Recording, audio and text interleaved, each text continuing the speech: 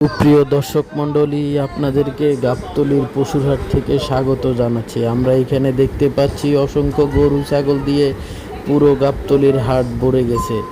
এই জেনারেশনের ঈদ উদযাপনের নামে কি কি করছে সেই কীর্তিগুলো আপনাদেরকে দেখাতে চাচ্ছি। দেখুন বন্ধুগণ, এই জেনারেশনটা, এই যে কিশোরগুলো কি পরিমাণ উচ্ছৃঙ্খল সেটা আপনারা নিশ্চয়ই হাড়ে হাড়ে টের পাচ্ছেন। আমার কথা হচ্ছে, এদের মা বাপ কেমন ধরনের লোক, কেমন ধরনের মানসিকতা। এদের সন্তানকে এরা ঠিক মতো আপনার শাসন করতে পারে না, মানুষ করতে পারে না।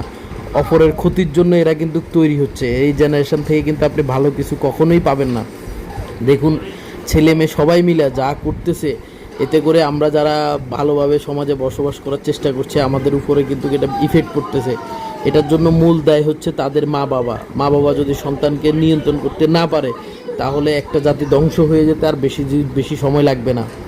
তাই সারা দেশের সমস্ত অভিভাবকদের প্রতি অনুরোধ থাকলো, আপনার সন্তান কোথায় যায়, কার সাথে আড্ডা দেয়, কার সাথে মিশে কি কাজ করে, দয়া করে দেখার চেষ্টা করুন।